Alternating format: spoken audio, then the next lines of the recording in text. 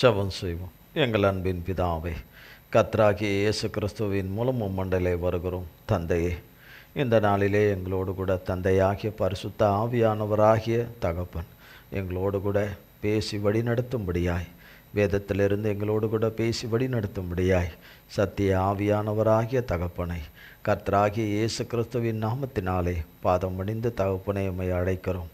வரும் தந்தையே ஆவியானவரே, பொறுப்படுத்திக் கொள்ளுங்க. மண்ணோட்டை மறைத்து கொள்ளுங்க. மாம்சமும் இரத்தமும் வேதத்தை நீர் கொடாதவைகள் ஒன்று கூட என்னிலே ஒருபோதும் காணக்கூடாதபடி தகப்பனாகிய இயேசு கிறிஸ்துவின் நாமத்தின் அக்கினினாலும் இரத்தத்தின் அக்கினினாலும் என்னிலே வேரோடு சுட்டரிக்கப்பட்டு போவதாக. ஆண்டவரே, உம்முடைய நாமமும் இரத்தமும் உம்முடைய மன்னிப்பும் கிருபையும் இரக்கமும் உம்முடைய தெய்வம் உம்முடைய அபிஷேகமும் கிருபா வரங்களும் உம்முடைய சாரமும் சத்துவமும் உம்முடைய தெய்வீகத்தன்மையும் ஆண்டவரே, உம்முடைய தெய்வீக வல்லமையும் உம்முடைய பலனும் உம்முடைய சத்தமும் உம்முடைய வெளிச்சமும் உம்முடைய நித்திய ஜீவ ஒளியும் உம்முடைய பேரன்பும் ஆண்டவரே என்னையும் உம்முடைய பிள்ளைகளும் லைவில் இணைந்திருக்கிற யாவரையும் ஆட்கொள்வதாக, ஆளுகை செய்வதாக. எங்கள் பிதாகுமாரன் பரிசுத்த ஆவியானவராய் மூவராய் ஒன்றாயிருக்கிற எங்கள் இயேசு மகாராஜாவுடைய நாமம் மட்டுமே மகிமைப்படுவதாக. இயேசு கிறிஸ்துவின் மூலம் ஜெபிக்கிறோம் பிதாவே. ஆமென், ஆமென், ஆமென். கர்த்தருடைய நாமத்திற்கு ஸ்தோத்திரம். கண்மணி போல காக்கும் தேவன், கண்மணி போல காக்கும் தேவன். இந்த வார்த்தையின் அடிப்படையிலே கர்த்தர் தம்முடைய வருகை பரியந்தமும் அவரை நம்பி இருக்கிறவர்களை அவர் கண்மணியாய் தம்முடைய அடக்கலத்திலே வைத்து அநாதி தேவன் நம்மளை காத்து கொள்வார் என்கிற நம்பிக்கை நமக்குள்ளே இருந்தால் காத்துக்கிட்டே வருவார், காத்துக்கிட்டே வருவார். நாம் பிரச்சனையில் இருக்கிறது மட்டும் இல்லை, பிரச்சனை இல்லாத காலத்திலையும் காத்துக்கொள்வார், எல்லா காலகட்டத்திலையும் காத்துக்கொள்வார். எல்லா தீங்கு வருகிற சூழ்நிலையிலும் தீமைகளை அழித்து நாச மோசங்களை அழித்து, இன்றைக்கு பலவிதமான சரீர பிரச்சனை ஒருத்தருக்கு இருக்கலாம், படிப்பில் பிரச்சனை, பொருளாதார பிரச்சனை, நமக்கு கடன் பிரச்சனைகள், இதெல்லாம் கத்தரில் குடும்ப பிரச்சனைகள், சில மன பிரச்சனைகள், அதெல்லாம் ஒழிஞ்சிரும் கர்த்தரால். திரும்ப வேறு ஏதாவது வந்தாலும் அது கர்த்தர் அதை நம்புகிறவர்களுக்கு கர்த்தர் அதை அழித்து போட்டு தம்முடைய பிள்ளைகளை தம்முடைய செட்டையின் மறைவிலே வைத்து பாதுகாத்து கொண்டே வருவார். ஏன்னா தேவனுடைய பிள்ளைகளை சத்ருவாகிய பிசாசு எப்போவும் தீங்கு செய்யணுன்னே நினைத்து கொண்டே கால்வார பண்ணணும், வழிக்கு விடணும், சறுக்கி விடணும், எதையாவது கரைப்படணும், கண்ணியில் விடணும், சுருக்களை விடணும், புகழ்ச்சியில் விடணும், பெருமையில் விடணும், அதில் மேட்டின்மை விடணும், அதில் விடணும், இதில் விடணும், பதவி மோகத்தில் விடணும், உயர்வேல விடணும், சம்பாத்தியத்தை குறித்த இதில் விடணும், கர்வத்தில் விடணும், ஆணவத்தில் விடணும், அகம்பாவத்தில் விடணும். எதிலெல்லாம் விடணும்னு நினைக்கிறானோ அதிலெல்லாம் விடுறதுக்காக அவன் எத்தனை விதங்களிலெல்லாம் கையாண்டாலும் கர்த்தரை நோக்கி இரவும் பகலும் அவரை நோக்கி கூப்பிட்டு கொண்டு அவரை நம்பிக்கொண்டிருக்கிறவர்களை அந்த தீங்குக்கெல்லாம் விலக்கி பூமியில் ஏற்படுகிற எல்லா நாச மோசங்களுக்கும் அழிவுகளுக்கும் விபரீதங்களுக்கும் விபத்துகளுக்கும் கொள்ளை நோய்களுக்கும் தப்புவித்து காப்பாற்றுவார். பரபுருஷர்களால் வர ஆபத்துகளுக்கும் பரஸ்திரீகளால் வருகிற ஆபத்துகளுக்கும் தப்புவித்து காப்பார். ஆமென். கண்மணி போல காக்கிற தேவன். நீதிமொழிகள் 2ஆம் அதிகாரம்.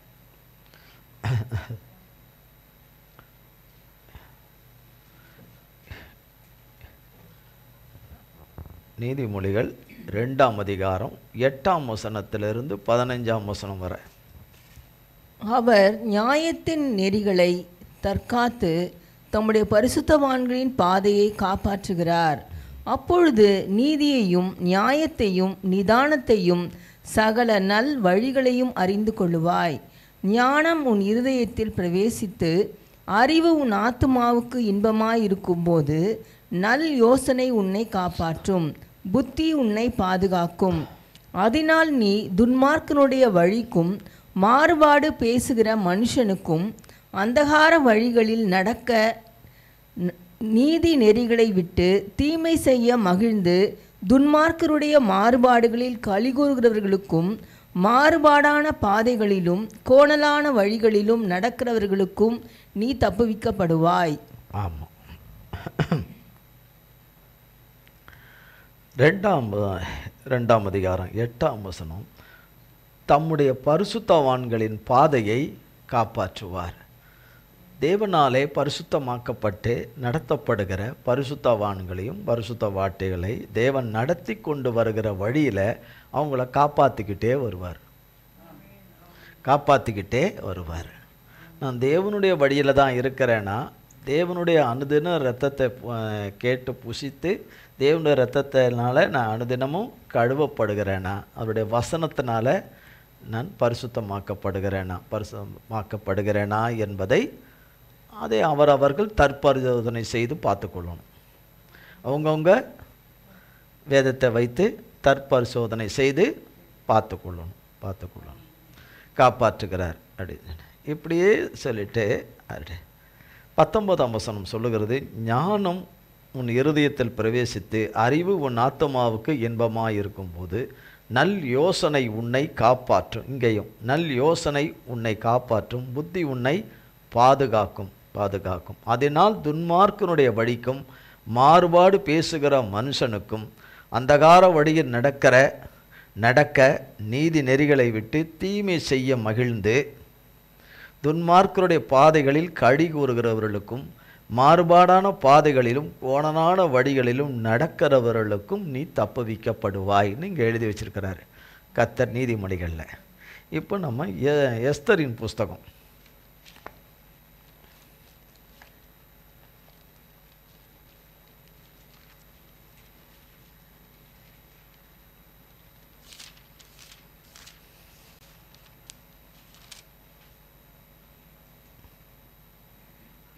இப்போ 7ஆம் அதிகாரம்.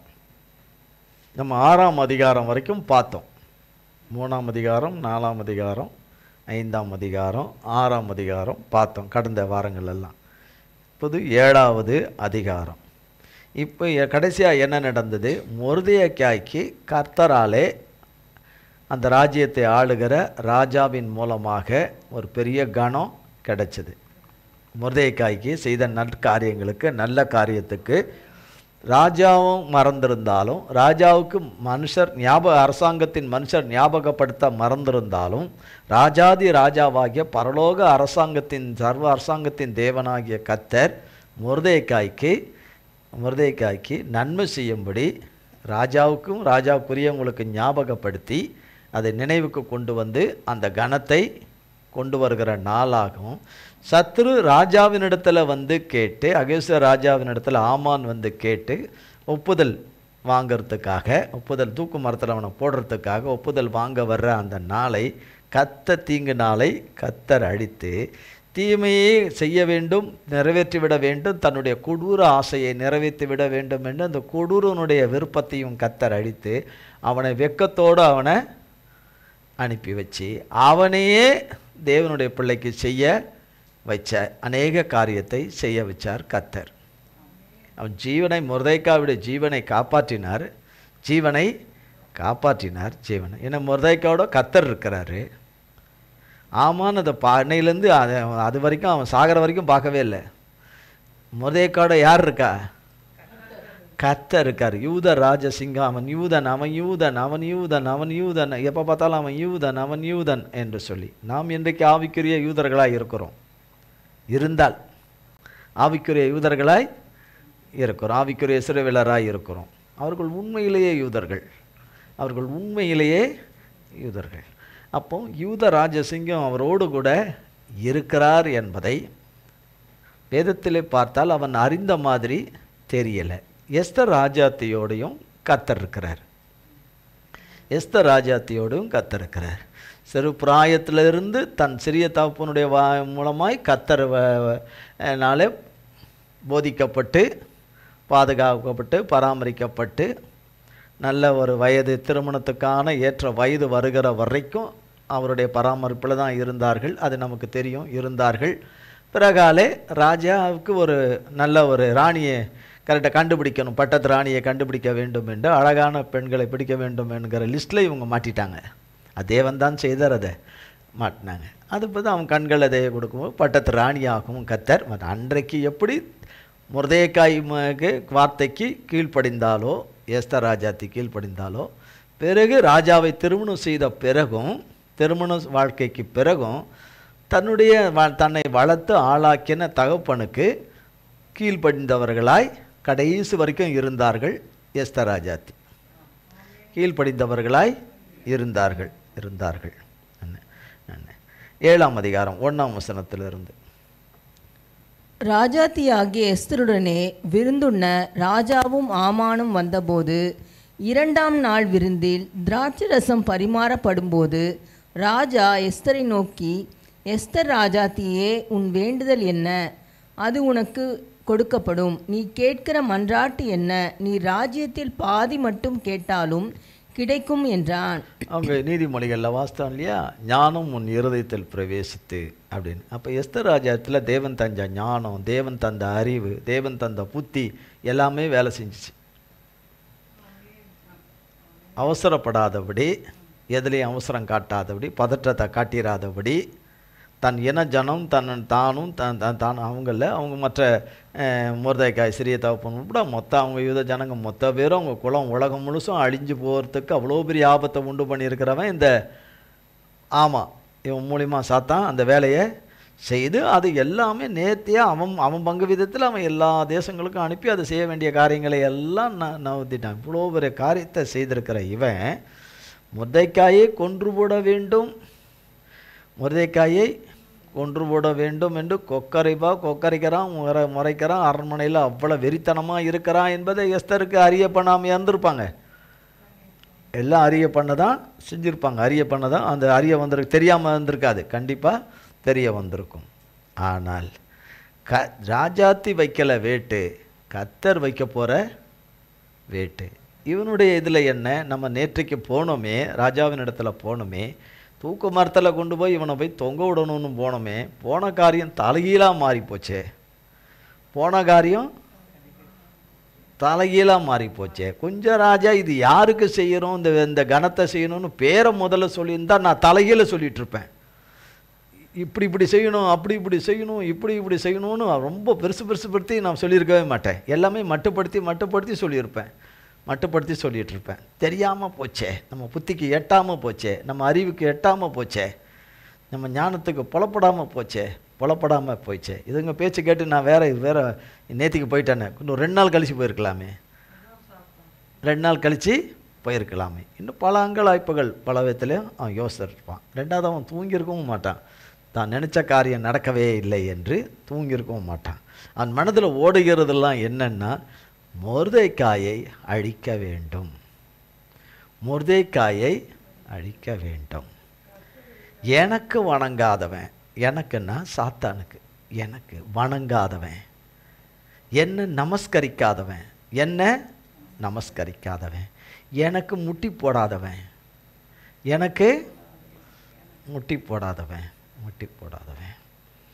இவனை, என் பேச்சை கேட்காத இவனை, ஒரு நேரம் கேட்டான், நல்லா கேட்கல. மொர்தெகாய் கேட்டதே கிடையாது, சாத்தான் பேச்சை கேட்டதே கிடையாது.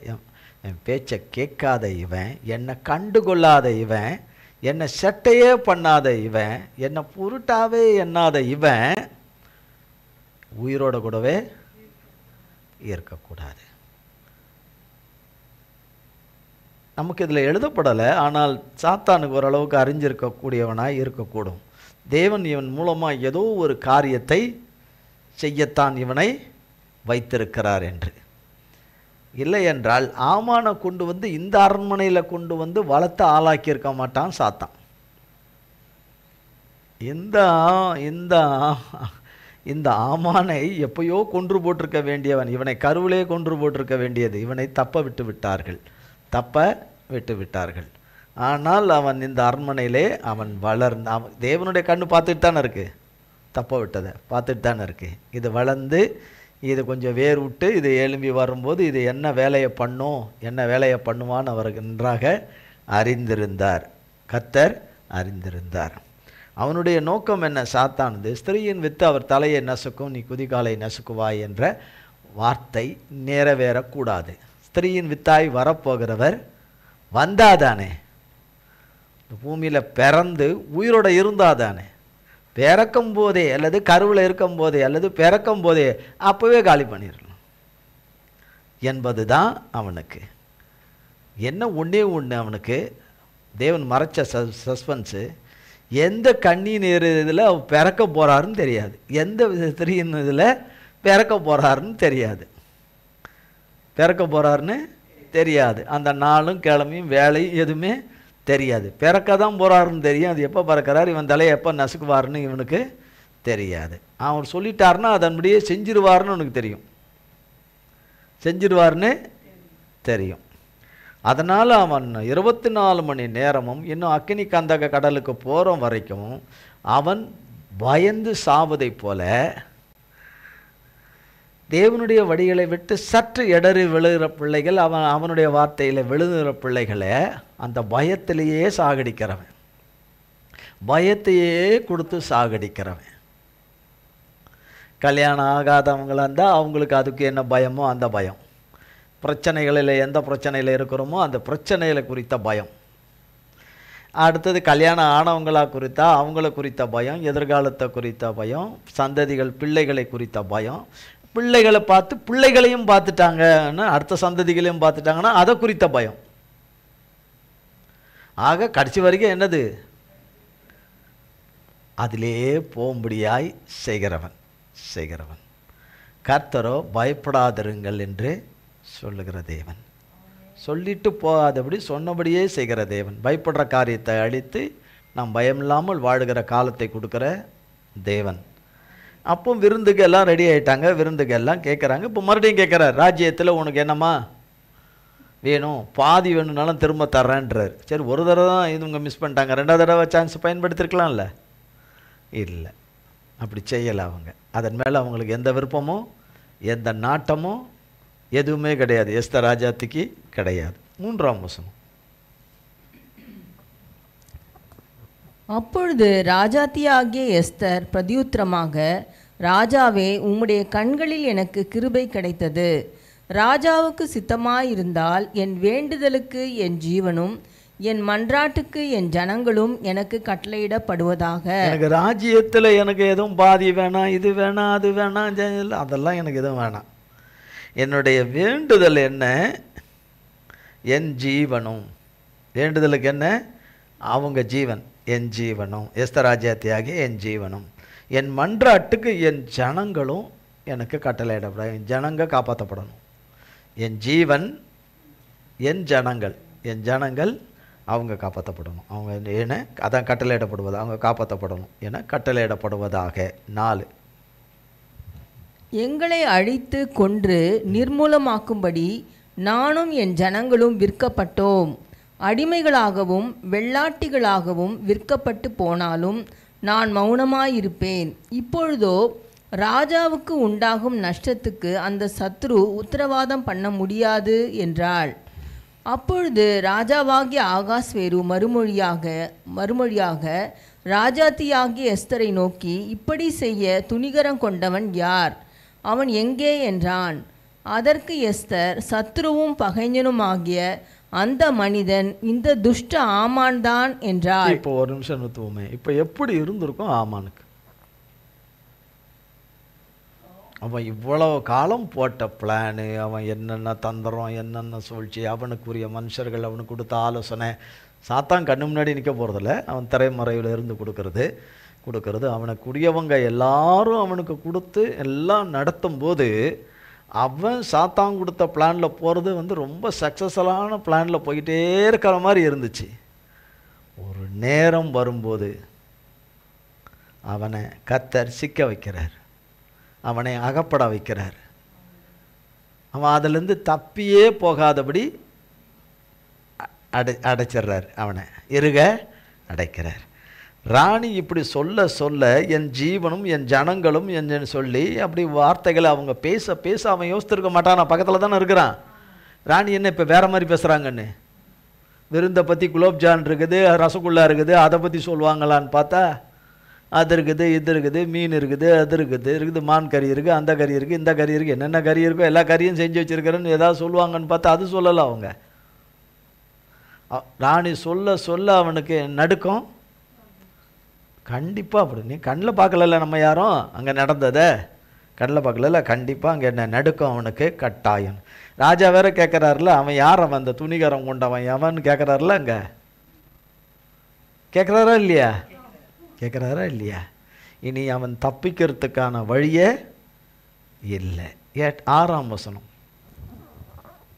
அதற்கு எஸ்தர், சத்ருவும் பகைஞனுமாகிய அந்த மனிதன் இந்த துஷ்ட ஆமான்தான் என்றாள். அப்பொழுது ராஜாவுக்கும் ராஜாத்திக்கும் முன்பாக ஆமான் திகிலடைந்தான். இந்த போட்டிருக்கு பார்த்தீங்களா? திகில் அடைந்தான். பேய் அரைஞ்ச மாதிரி இருந்தான். பேய் அரைஞ்ச மாதிரி இருந்தான். 7. ராஜா உக்கிரத்தோடே திராட்சரச பந்தியை விட்டெழுந்து அரமனை தோட்டத்திற்கு போனான். ராஜாவினால் தனக்கு பொல்லாப்பு நிர்ணயிக்கப்பட்டதென்று ஆமான் கண்டு, பாருங்க, ராஜாவினால் தனக்கு பொல்லாப்பு நிர்ணயிக்கப்பட்டது என்று கண்டு. இந்த ராஜாவை வச்சு தானே இத்தனை வேலையும் பண்ணான், பொல்லாப்பையும் தான் தேவ ஜனத்துக்கு, தேவ பிள்ளைகளுக்கு, அவ்வளோ பேருக்கும். கர்த்தர் இப்போ யாரை கொண்டே செய்ய வச்சுட்டாரு? அந்த ராஜாவை கொண்டே அவனுக்கு பொல்லாப்பை என்ன செய்ய வச்சுட்டாரு? செய்ய வச்சுட்டார் என்று கண்டு. ராஜாத்தியாகிய எஸ்தரிடத்தில் தன் பிராணனுக்காக விண்ணப்பம் பண்ண எழுந்து நின்றான். ராஜா அரமனை தோட்டத்திலிருந்து திராட்சரசம் பரிமாறப்பட்ட இடத்துக்கு திரும்பி வருகையில் எஸ்தர் உட்கார்ந்திருக்கிற மெத்தையின் மேல் ஆமான் விழுந்து கிடந்தான். அப்பொழுது ராஜா, நான் அரண்மனையில் இருக்கும்போதே என் கண்முன்னே இவன் ராஜாத்தியை பலவந்தம் செய்ய வேண்டும் என்றிருக்கிறானோ என்றான்.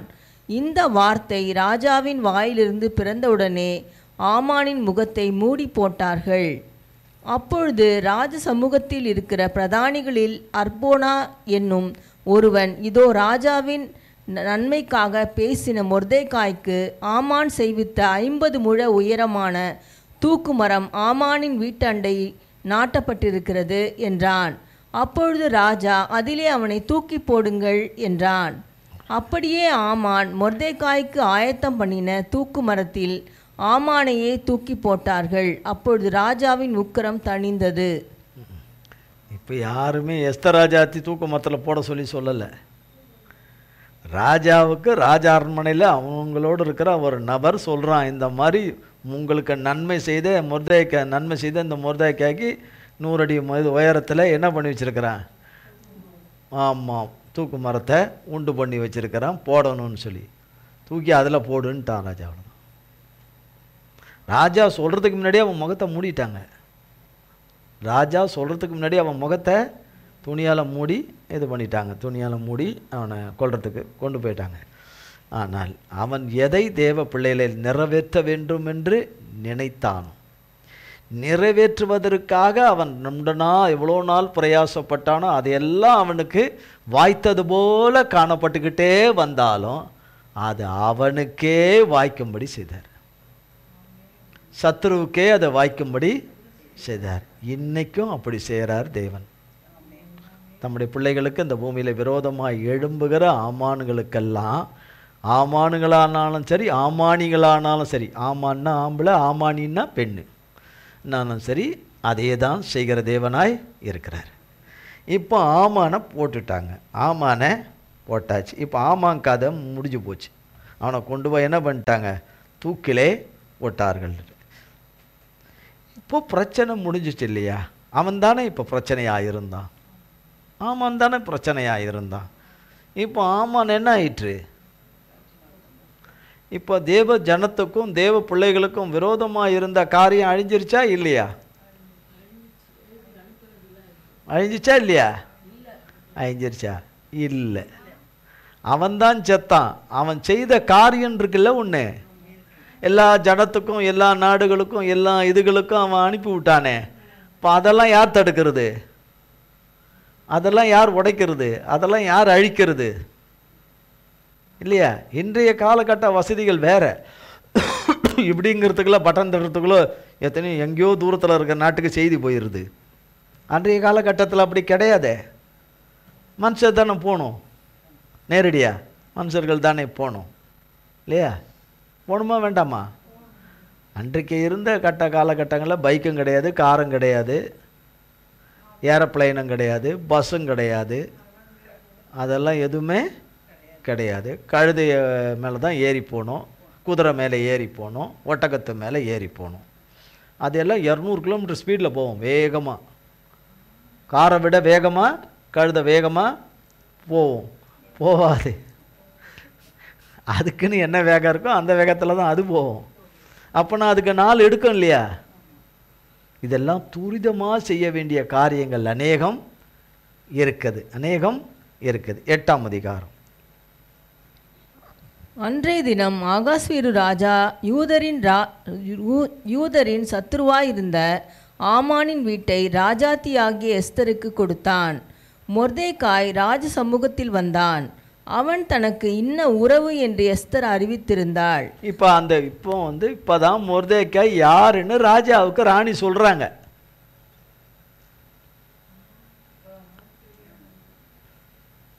இப்போ ராஜாவுக்கு இப்போ தெரிஞ்சிருச்சு. இப்போ என்ன உறவு?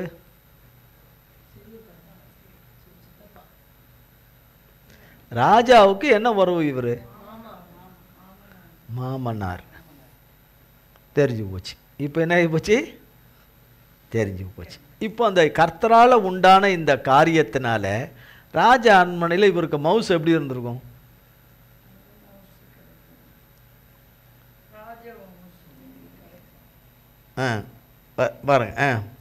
ராஜா ஆமானின் கையிலிருந்து வாங்கி போட்ட தம்முடைய மோதிரத்தை எடுத்து அதை மொர்தேகாய்க்கு கொடுத்தான். எஸ்தர் மொர்தேகாயை ஆமானின் அரண்மனைக்கு அதிகாரியாக வைத்தாள். ஆமா, அந்த துன்மார்க்கனுடைய உண்டானது எல்லாம் எஸ்தர் ராஜாவுக்கு சொந்தமாக வந்துருச்சு. எல்லாம் அவனுக்கு உண்டானது எல்லாம் எஸ்தர் ராஜாத்திக்கு அவன் கைக்கு வந்துருச்சு.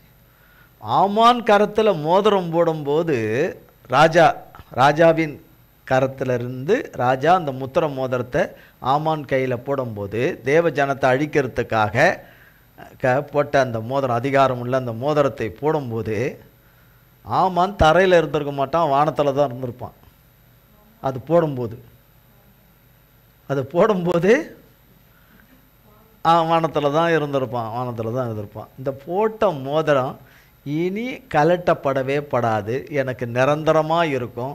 இந்த அதிகாரமும் எனக்கு நிரந்தரமாக இருக்கும், இந்த பதவியும் எனக்கு நிரந்தரமாக இருக்கும். கூடுமானால் ராஜாவாக நான் ஒரு நேரம் வந்ததுன்னா, வாய்ப்பு கிடச்சதுன்னா ராஜாவும் ஆயிடலாம் என்கிற மேலான எண்ணத்தில் கொஞ்ச காலம் வாழ்ந்தான். கொஞ்சம் சந்தோஷமாக இருந்தான், களி கூர்ந்தான், அடித்தான், குடித்தான், கூப்பாடு போட்டான், எல்லாம் விருந்தோடல் எல்லாம் பண்ணான். ஆனால் நெடுநாள் நிலைச்சுதாது? நிலைக்கலை.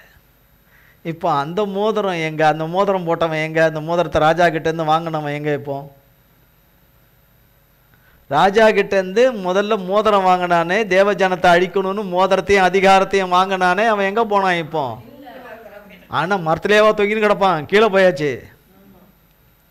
அவன் கதை முடிஞ்சு போச்சு. அவன் கதை முடிஞ்சு மண்ணோட மண்ணாய் போயிட்டான். நான் என்றைக்கும் நிலைத்திருப்பேன். தேவ ஜனத்தை அழிப்பேன், தேவ நோக்கத்தை அழிப்பேன், தேவ சித்தத்தை அழிப்பேன், தேவம் விருப்பம் தேவ பிள்ளைகளை நிறைவேறாதபடி அழிப்பேன். அழித்து நான் என்னைக்கும் நிலைத்திருப்பேன் என்று நான் நிலைத்து ஆளுகை செய்வேன்னு நினைத்தவன் கொஞ்ச காலம் கூட இல்லை.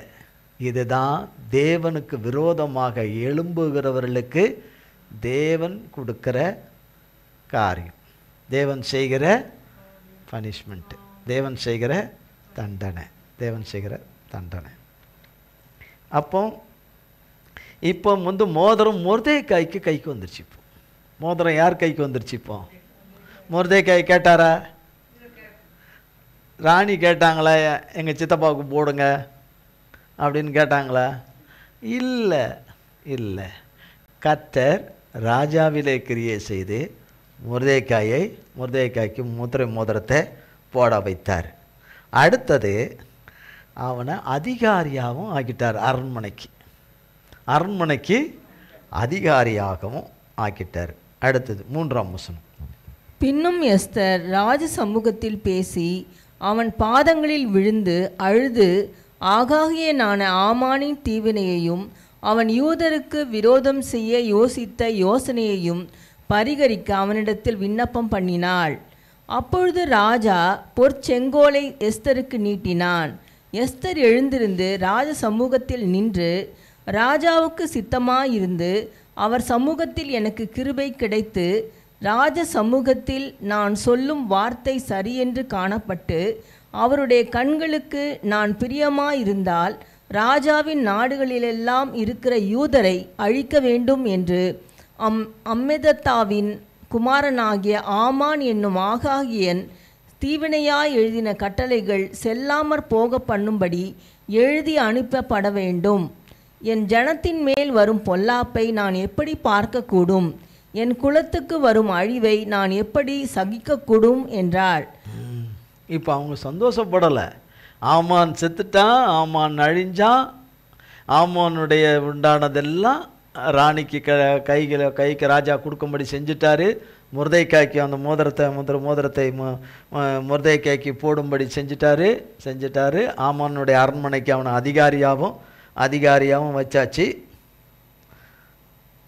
அதிகாரியாகவும் வைத்தாச்சு. இதெல்லாம் கண்டு எஸ்தர் சந்தோஷப்படலை, முர்தெக்காயும் சந்தோஷப்படலை. அதை விட ஒரு பெரிய காரியங்கள் நடக்க வேண்டியது இருக்கிறதுனால தான் அவங்க தெளிவாக பேசுகிறாங்க. நிதானமாக இருந்து ராஜாவினிடத்தில் ஞானமாக அதை பேசுகிறாங்க. அதுக்கு சொல்கிறாங்க 6ஆம் வசனத்தை, என் ஜனத்தின் மேல் வரும் பொல்லாப்பை நான் எப்படி பார்க்கக்கூடும்? என் குலத்துக்கு வரும் அழிவை நான் எப்படி சகிக்கக்கூடும் என்றான். இந்த சொல்கிற வார்த்தையெல்லாம் தேவனுக்கு மிகவும் பிரியமானது. தேவனுக்கு மிகவும் பிரியமானது. 7ஆம் வசனம். அப்பொழுது அகாஸ்வேரு ராஜா ராஜாத்தியாகிய எஸ்தரையும் யூதனாகிய மொர்தெக்காயையும் நோக்கி, இதோ ஆமானின் வீட்டை எஸ்தருக்கு கொடுத்தேன். அவன் யூதர் மேல் தன் கையை போட எத்தனித்தபடியினால் அவனை மரத்திலே தூக்கி போட்டார்கள். இப்போதும் உங்களுக்கு இஷ்டமானபடி நீங்கள் ராஜாவின் நாமத்தினால் யூதருக்காக எழுதி ராஜாவின் மோதிரத்தினால் முத்திரை போடுங்கள். ராஜாவின் பேரால் எழுதப்பட்டு ராஜாவின் மோதிரத்தினால் முத்திரை போடப்பட்டதை செல்லாமற் போக பண்ண ஒருவராலும் கூடாது என்றான். சீவான் மாதம் என்னும் 3ஆம் மாதம் 23ஆம் தேதியாகிய அக்காலத்திலேதானே ராஜாவின் சம்பிரதிகள் அழைக்கப்பட்டார்கள். மொர்தெக்காய் கற்பித்தபடியெல்லாம் யூதருக்கும் இந்து தேசம் முதல் எத்தியோப்பியா தேசம் மட்டுமுள்ள 127 நாடுகளின் தேசாதிபதிகளுக்கும் அதிபதிகளுக்கும் அதிகாரிகளுக்கும் அந்தந்த நாட்டில் வழங்கும் அட்சரத்திலும் அந்தந்த ஜாதியார் பேசும் பாஷையிலும் யூதருக்கும் அவர்கள் அட்சரத்திலும் அவர்கள் பாஷையிலும் எழுதப்பட்டது. 127 நாடு. இந்து தேசம்னா நம்ம தேசம், நம்ம நாடு உள்பட, நம்ம நாடு இப்போ நாம் இருக்கும் நம்முடைய நாடு உள்பட 127 தேசங்களுக்கும் அனுப்பப்பட்டிருக்குது. அப்போன்னா இந்த சம்பவம் நடந்து கிட்டத்தட்ட 2600 ஆண்டுகளுக்கு முன்னாடின்னு சொல்கிறாங்க. 2600 ஆண்டுகளுக்கு முன்பு நடந்ததாக சொல்லுகிறார்கள். அதான் உண்மை. பட் வருடங்களை முன்ன பின்ன இருக்கும். அப்போவே யூதர்கள் இங்கே இருந்திருக்காங்க. எங்கே இருந்திருக்காங்க? இந்தியாவில் யூதர்கள் பல ஆயிரம் ஆண்டுகளுக்கு முன்பே, பல ஆயிரம் ஆண்டுகளை கர்த்தருடைய சீஷனாகிய தோமா இங்கே இந்த நம்ம தேசத்துக்கு வந்தோம், நம் தமிழகத்துக்கு வந்தோம். தமிழகத்துக்கு அவர் வந்தார், கர்த்தர் கொடுத்தார் அவரை. கர்த்தருக்கு ஸ்தோத்திரம். அதுக்கும் முன்னாடியே யூதர்கள் இங்கே இருந்திருக்கிறாங்க. அதுக்கும் பல 100 ஆண்டுகளுக்கு முன்பே யூதர்கள் வாழ்ந்திருக்கிறார்கள், இருந்திருக்கிறார்கள். ஒருவேளை வணிகம் பண்ணியிருப்பாங்க, வியாபாரம் பண்ணியிருக்கலாம், அவர்கள் பல துறைகளில் இருந்திருக்கிறார்கள் என்று வேதம் இருந்தார்கள் என்று வேதம் சொல்லுகிறது. 10ஆம் வசனம். அந்த கட்டளைகள் ஆகாஸ்வேரு ராஜாவின் பேரால் எழுதப்பட்டு ராஜாவின் மோதிரத்தினால் முத்திரை போடப்பட்ட பின் குதிரைகள் மேலும் வேகமான ஒட்டகங்கள் மேலும் கோவேறு கழுதைகள் மேலும் ஏறி போகிற அஞ்சற்காரர் கையில் அனுப்பப்பட்டது. அவைகளில் ஆகாஸ்வேரு ராஜாவுடைய எல்லா நாடுகளிலும் ஆதார் மாதம் என்கிற 12ஆம் மாதம் 13ஆம் தேதியாகிய அந்த ஒரே நாளிலே அந்தந்த பட்டணத்தில் இருக்கிற யூதர் ஒன்றாய் சேர்ந்து தங்கள் பிராணனை காப்பாற்றவும் தங்களை விரோதிக்கும் சத்துருக்களாகிய ஜனத்தாரும் தேசத்தாருமான எல்லாரையும் அவர்கள் குழந்தைகளையும் ஸ்திரீகளையும் அழித்து கொன்று நிர்மூலமாக்கவும் அவர்கள் உடைமைகளை கொள்ளையிடவும் ராஜா யூதருக்கு கட்டளையிட்டார் என்று எழுதியிருந்தது. யூதர் தங்கள் பகைஞருக்கு சரிக்கு சரி கட்டும்படி நியமித்த அன்றைய தினத்தில் ஆயத்தமாயிருக்க வேண்டும் என்று அந்தந்த நாட்டிலுள்ள சகல ஜனங்களுக்கும் கூறப்படுகிறதற்காக கொடுக்கப்பட்ட கட்டளையின் நகல் இதுவே. இது ஒவ்வொரு நாட்டிலும் பிரசித்தம் பண்ணப்பட்டது. அப்படியே வேகமான ஒட்டகங்கள் மேலும் கோவேறு கழுதைகள் மேலும் ஏறின அஞ்சற்காரர் ராஜாவின் வார்த்தையினாலே ஏவப்பட்டு தீவிரத்தோடே புறப்பட்டு போனார்கள். அந்த கட்டளை சூசான் அரண்மனையில் கொடுக்கப்பட்டது. அப்பொழுது மொர்தெகாய் இளநீலமும் வெள்ளையுமான ராஜவஸ்திரமும் பெரிய பொன்முடியும் பட்டும் இரத்தாம்பரமும் அணிந்தவனாய் ராஜாவினிடத்திலிருந்து புறப்பட்டான். சூசான் நகரம் ஆர்ப்பரித்து மகிழ்ந்தது.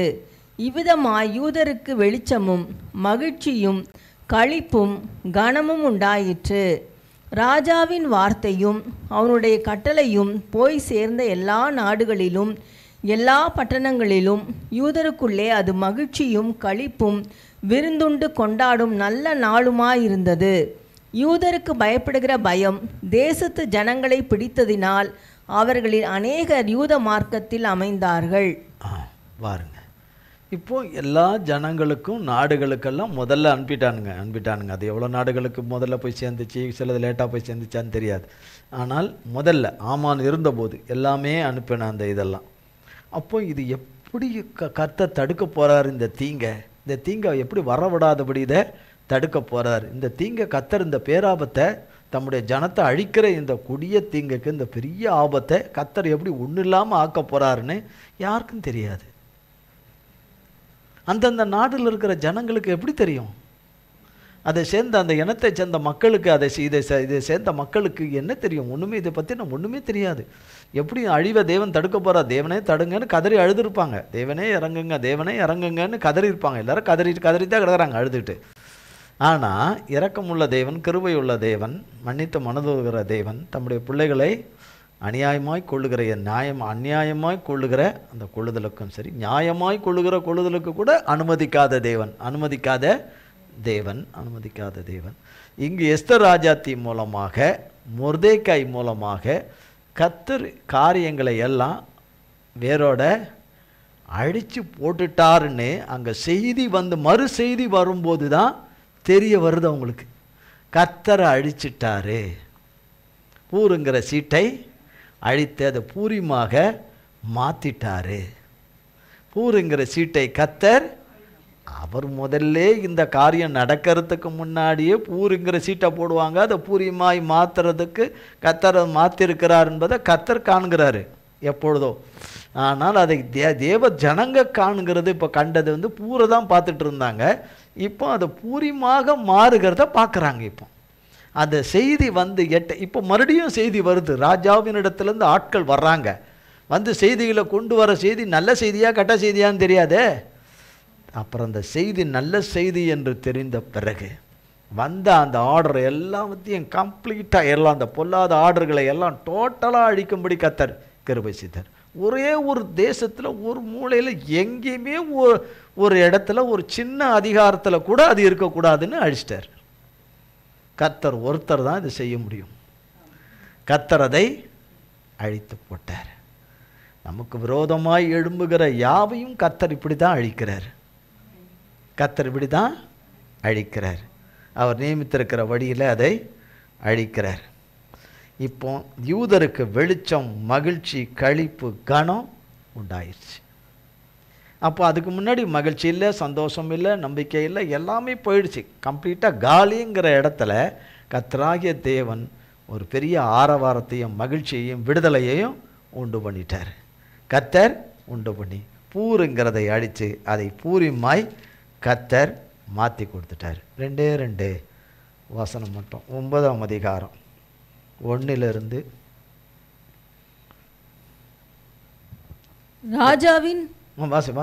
ராஜாவின் வார்த்தையின்படியும் அவனுடைய கட்டளையின்படியும் செய்யப்படுகிறதற்கு ஆதார் மாதம் என்கிற 12ஆம் மாதம் 13ஆம் தேதியிலே யூதரின் பகைஞர் அவர்களை மேற்கொள்ளலாம் என்று நம்பினார்களே. அந்நாளிலே தானே யூதரானவர்கள் தங்கள் பகைஞரை மேற்கொள்ளும்படிக்கு காரியம் மாறுதலாய் முடிந்தது. யூதர் அகாஸ்வேரு ராஜாவின் சகல நாடுகளிலும் உள்ள பட்டணங்களிலே தங்களுக்கு பொல்லாப்பு வரப்பண்ண பார்த்தவர்கள் மேல் கை போட கூடிக்கொண்டார்கள். ஒருவரும் அவர்களுக்கு முன்பாக நிற்கக்கூடாதிருந்தது. அவர்களை பற்றி சகல ஜனங்களுக்கும் பயம் உண்டாயிற்று. நாடுகளின் சகல அதிகாரிகளும் தேசாதிபதிகளும் துரைகளும் ராஜாவின் காரியங்களை நடப்பிக்கிறவர்களும் யூதருக்கு துணை நின்றார்கள். மொர்தெகாயினால் உண்டான பயங்கரம் அவர்களை பிடித்தது. மொர்தெகாய் ராஜாவின் அரண்மனையில் பெரியவனாயிருந்தான். அவனுடைய கீர்த்தி எல்லா நாடுகளிலும் பிரசித்தமாயிற்று. இந்த மொர்தெகாய் என்பவன் மென்மேலும் பெரியவனானான். அவ்வளோதான். 9ஆம் அதிகாரம் 1ஆம் வசனம். யூதரை மேற்கொள்ளலாம் என்று நினைத்தவர்களை யூதர்கள் மேற்கொள்ளும்படியாய் கர்த்தர் செய்து காரியம் மாறுதலாய் முடியும்படி செய்தார். விரோதமாய் எதிராயிருந்த காரியங்களை எல்லாம் ஆசீர்வாதமாய் நன்மையாய் ஜெயமாய் விடுதலையாய் மாறப்பண்ணினார். கர்த்தர் மாறப்பண்ணினார்.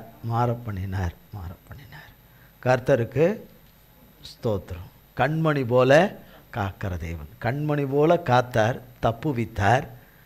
அதோடு மட்டுமல்ல, அவர்களுக்கு என்னெல்லாம் ஆசீர்வாதங்களை அவர் சொல்லியிருந்தாரோ அந்த நன்மைகளை எல்லாம் அவர்களுக்கு அருளி செய்தார்.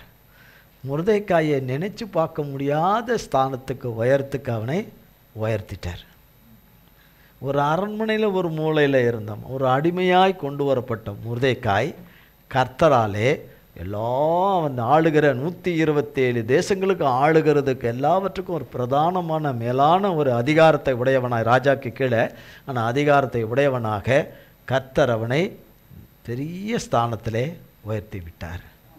கர்த்தருக்கே ஸ்தோத்திரம். தன் ஜனங்களை யாவரையும் தப்ப பண்ணி, எல்லாருடைய ஜீவனையும் அவர்களுக்கு உண்டான யாவையும் தப்ப பண்ணி கர்த்தர் கண்மணி போல காத்துட்டார். அதே தேவன் அவருடைய ஜனங்களாகிய அவருடைய பிள்ளைகளாகிய நம்மையும் கண்மணி போல காத்து சகலவற்றிலும் தப்ப பண்ணி விடுவித்து ரட்சித்து தம்முடைய சித்தத்தை தம்முடைய பிள்ளைகளிலே பரிபூரணமாய் நிறைவேற்றுவார். அவருடைய நாமம் மகிமைப்படும்படி நிறைவேற்றுவார். கர்த்தர் இந்த வார்த்தைகளை நம் ஒவ்வொருவருக்கும் பல கோடி மடங்காய் ஆசீர்வதிப்பாராக. ஜெபம் செய்வோம். எங்கள் அன்பின் பிதாவே, நாம் திருவிருந்துக்கு எழுந்தோம். அன்பின் பிதாவே, கர்த்தராகிய இயேசு கிறிஸ்துவின் மூலமாய் உம்மண்டையிலே வருகிறோம்.